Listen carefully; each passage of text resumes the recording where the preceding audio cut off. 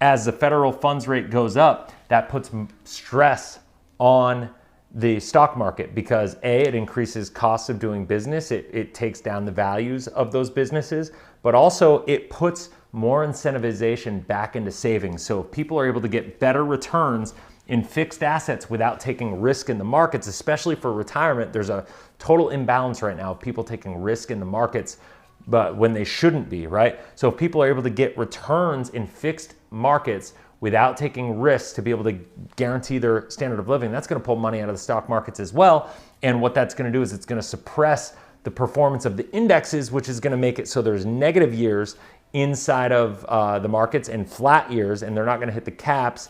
And so therefore IULs are not going to perform as well. All the while there's going to be more stress because of more volatility, and the cost of options are going to go up, and that's going to create a whole different level of stress as well. So those are all things that you need to take into consideration. Hey, what's going on, cash flow hackers? It's Chris with Life 180, and for this video I want to talk to you about why I believe whole life insurance products, mutually held whole life insurance, is going to outperform the illustrated rate over the next period of time. Let's call it 20 years, right? And I think when you see this, it's going to make a lot of sense. And this is a hard topic because whole life has a black eye for underperforming. Now, it's not always bad as long as it's like any financial product in the world. If you understand how it works and functions, then your expectations are in alignment with reality. And as long as you're making educated financial decisions and you're not buying something that you don't know anything about, then you're going to be in a good position. So what I want to do first and foremost, I'm going to hop back to this whiteboard. And what I want to do is I want to walk through why whole life policies have underperformed over the past 40 years. And ultimately, I'm going to get into the conversation about why I think they're going to outperform expectations or illustrated rates. I always kind of tell people right now is like when I look at a policy, if I look at an illustration right now, I don't know what it's going to do over the next 2, 3, 4, or 5 years maybe, but I think over a 20-year period, I can very, very confidently say, obviously no guarantees, there's nothing locked in stone, but I can with a lot of confidence say that I think that a whole life policy is going to outperform the illustrated rate. Now, this is one of the reasons I love whole life and I'm not a big fan of IULs, because I look at IULs and I go, whoa, this is going to underperform that. And the market environment that we're going into actually helps performance of whole life go up and it hurts the performance of IUL. And so let's talk about this a little bit. So here we go. What I want to do is I'm going to hop to the whiteboard right here and let's talk about this a little bit. So I think it's really important to understand history, okay? So if we go through here and we go to 1979, now if everybody remembers, it feels like it's very cyclical. In 1979, we had Paul Volcker raise the federal funds rate from 6% to 19% virtually overnight. Like literally, can you imagine a 13% rate hike increase? We are in this position right now. People are freaking out about a 1.5% rate increase over an 18-month period and worried about what that's going to do to the economy, what that's going to do to the markets. You look at mortgage rates right now, they've jumped from the low 3s to mid 3s to the mid 5s to low 6s, right? Like that is crazy what's happened in the past 6 weeks.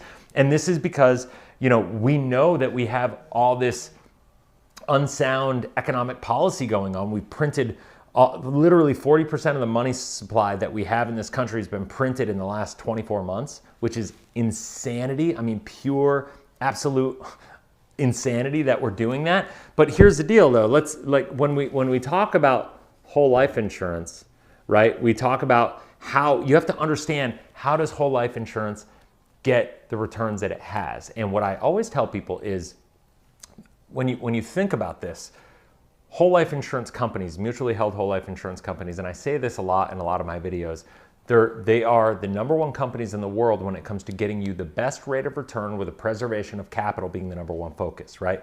And so what does that mean? That simply means they're going to think long term, and it's going to be an inflation hedged savings account. That's all a whole life policy is. It is not an investment. It is an inflation hedged savings account. Well, why is that? Well, so when we go to 1979, we can look at a whole life policy, and this was coming out of years where interest rates were in that range, right?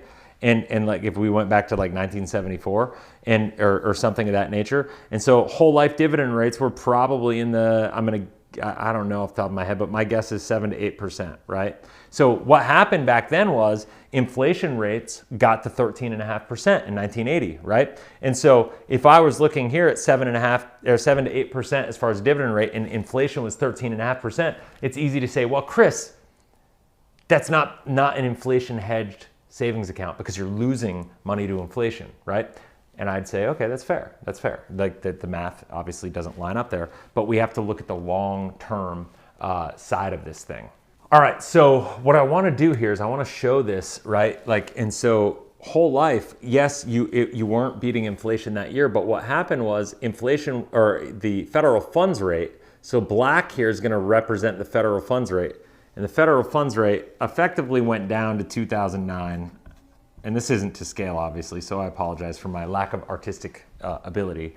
But 2009 went across, and then we got to 2022 right here, and we're effectively at zero. I mean, it might be 1.5%, here shortly. I don't even think they're going to increase the rates like that because of all these other issues that we have going on.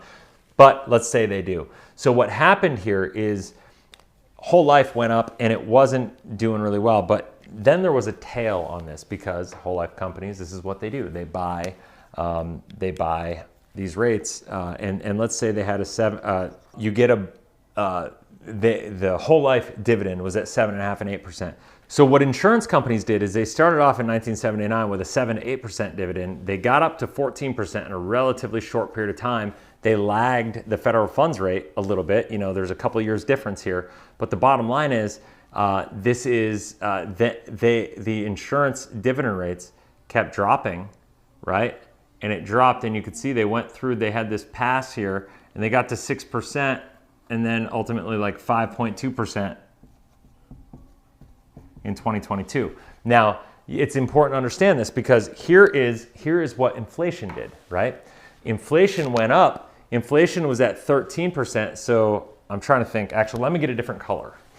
All right, so we're going to use red for inflation.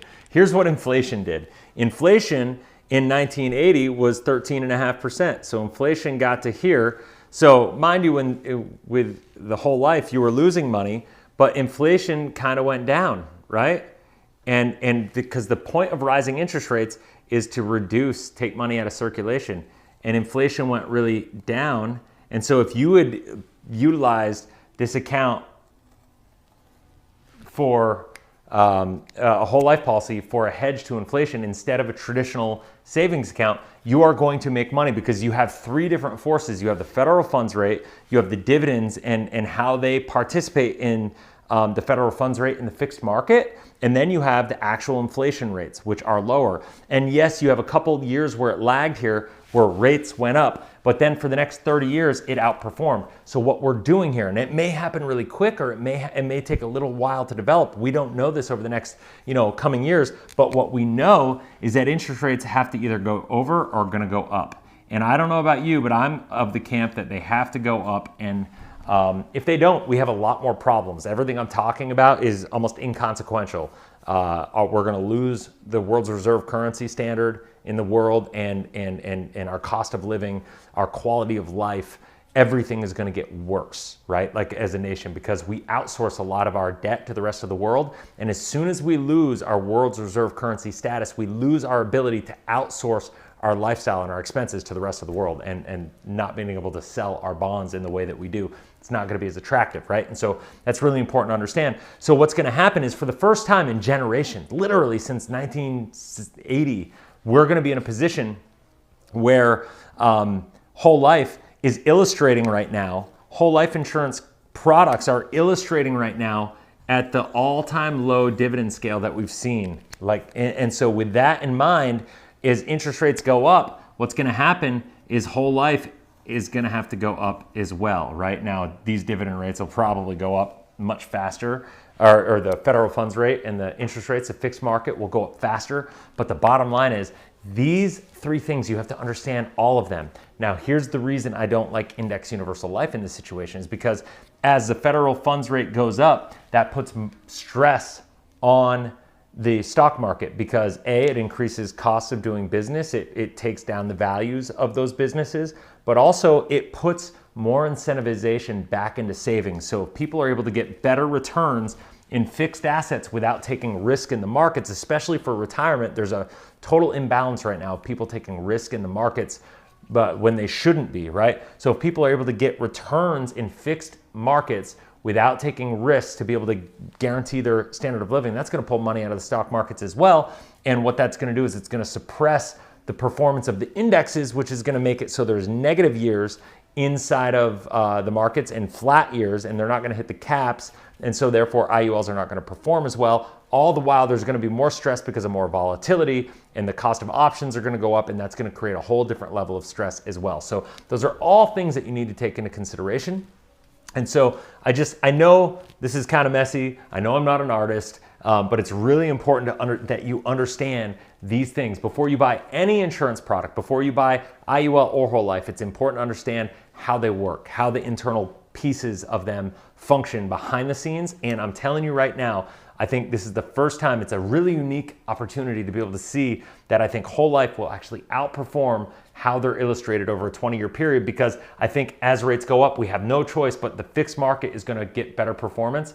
Look at mortgage rates right now. That is the first indicator that this is going to be happening. And so I don't know about you, but if I have a chance to keep my money, in place where I have guarantees and I have liquidity use and control of that, and I can have a safe account where I can hold my capital and I can take advantage of these opportunities, and I can be positioned for opportunity when the markets struggle, when all this happens, whether it's real estate, whether it's the stock markets and buying devalued companies and all these different things, I want to be positioned for it.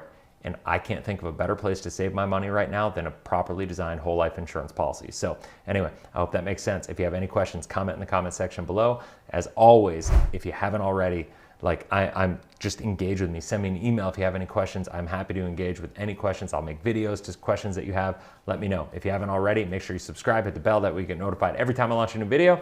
Till next video, have a blessed, inspirational day. Talk soon. See ya.